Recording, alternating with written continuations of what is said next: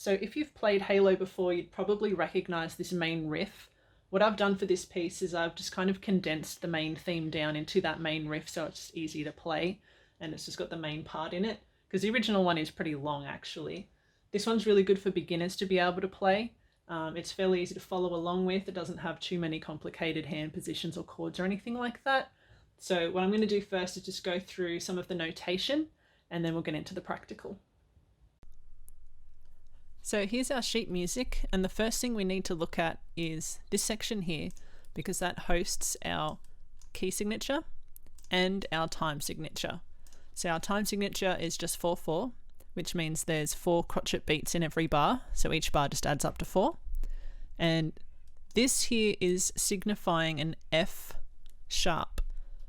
So we go, every good boy deserves fruit, are the lines in the treble clef, and this sharp is just sort of perched on that top line there, which means it's representing F. So it doesn't mean only the Fs that are on the top line are F sharp, it means every single F, even in the left hand.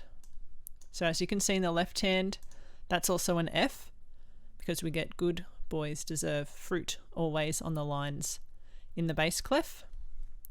So here is an F, that needs to be played as an F sharp. That one as well, that one as well. So what I usually do with my students is we just highlight these extra notes here because they won't be marked. This one also has some accidentals. So this C is going to be C sharp because it's been marked, and so is this one down here. The other thing to look at is our phrase.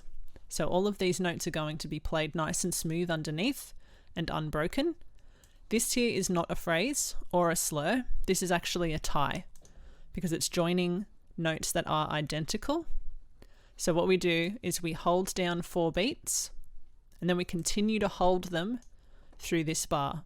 So we do not replay these notes here. So sometimes I just put a little line. If you want to put a little line through them, makes it a little bit easier to disregard them, and it stops you from accidentally trying to play them again. In our dynamic section, we've got double P. So we've got pianissimo, a crescendo, gradually getting louder, decrescendo, gradually getting softer. Same over here in this line. So there's another tie, watch out for that one. They are still there. They can't physically join them because they've gone from line to line across here, but they will be tied together. We have pianissimo again. Watch out for the pedal marking, so our foot will go up and down and then hold and then just go up and down.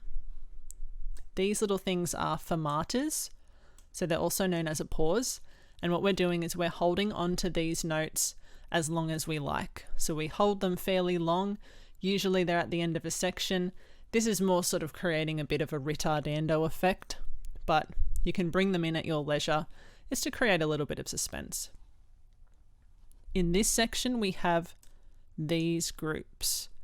So this little 3 underneath, it's how we can tell they're not just ordinary quavers. These are actually triplets. So we have 3 beats in one. So this is all beat 1. And we have to hit 3 notes. And then we get beat 2, 3, 4. So we count them 1 ender, 2, 3, 4. 1 ender, 2, 3, 4. 1 ender, 2, 3, 4. This last line here, this last bar, sorry, has a triplet in the left hand and the right hand. So we're going to go 1 ender, 2, 3, 4 ender. So they're still taking up only 1 beat. We just need to squeeze 3 notes into it as evenly as you can. We've got an F here, stands for forte. So this is nice and loud. This is really the main riff section of the Halo theme.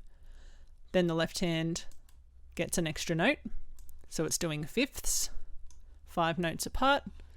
Double F is fortissimo, so we're very loud here, we're really building the song up. At the very last section here, it's going to drop back. So we're going to decrescendo a little bit here, and we're going to go back to P, which is piano, which is soft. Couple of more accidentals through here. Crescendo, decrescendo. This is just the same as the first page really. It's just at the end we're going to put the rit So that's our ritardando, so we're gradually getting slower. And then we've also got our decrescendo, we're gradually getting softer at the same time. So the right hand's going to start in E position, means your thumb's going to be on E. And like I said in that key signature, we've got to watch out for F sharp. So instead of your pointer playing F, we just want to slide in a little bit, sit it on the edge. So it will play the F sharp. So we've got 4 beats in every bar. 1, 2, 3.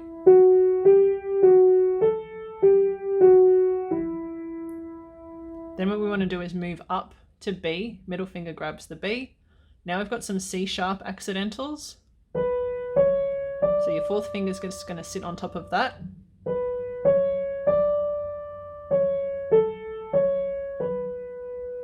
Then we're moving down. This is near middle C. That's middle C here. Grabbing that B. And what we need to do is kind of sweep across. Once your pinky plays, bring the rest of your hand with you and create a nice normal hand position. So 1 finger per note. Your middle finger will want to land on that F sharp if you bring it with you.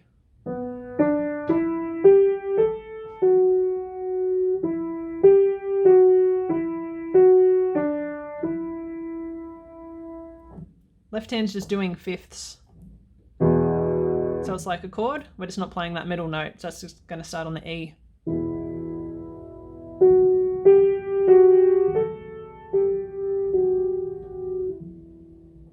Coming up to a B, so left hand also has F sharp.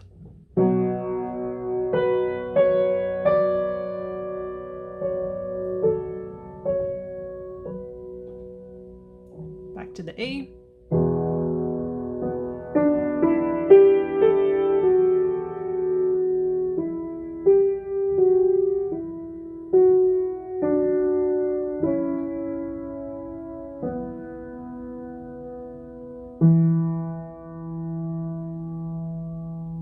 So left hand comes across, grabs C sharp with your pointer, then just tucks underneath. So you just straighten your hand back up.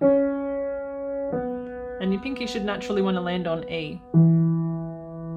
So I was just holding onto those notes with the fermatas on the top. Just hold them as long as you like. In the beginning as well, I do tend to hold the left hand across and I just add an extra bar of tie where those bars of rests are. So for example, in bar 3, I was still holding this down. It's alright if you want to do that because the pedal's going to be holding it down anyway. In the next section, we're actually going to be dealing with some triplets. So those are those little groups of notes with the 3 above them. There's 3 of them in one beat. So we're going to count 1, 2, 3, 4 in that first bar, except the right hand's going to be up here near middle C. 1, 2, 3, 4. 1, 2, 3, 4. 1, 2, 3, 4. 1, 2, 3, 4. So the right hand has a group of triplets as well. So that last bar there on the bottom line, 1, 2, 3, 4. When you hold the pedal down, it'll mix it all together. 1, 2, 3, 4. 3,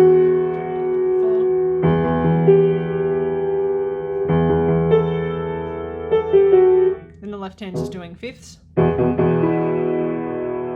Then we're sliding into an F sharp fifth. So F sharp is already a sharp because of the key signature. And the C is there as an accidental. 1, 2, 3, 4.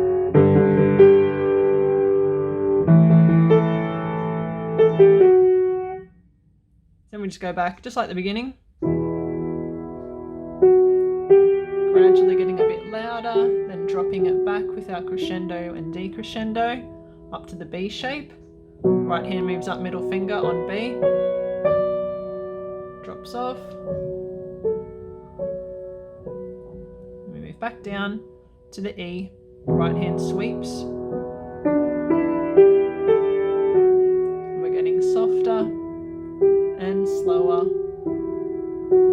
Left hand crosses over. Hold on to these notes.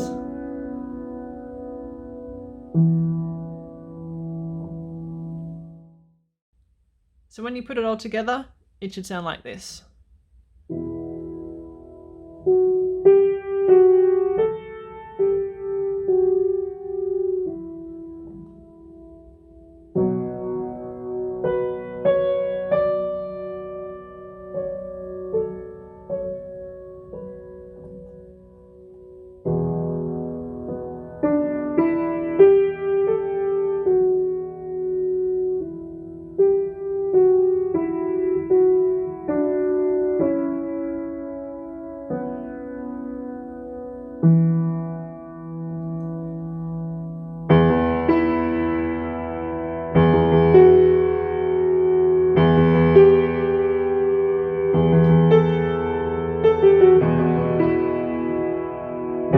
you.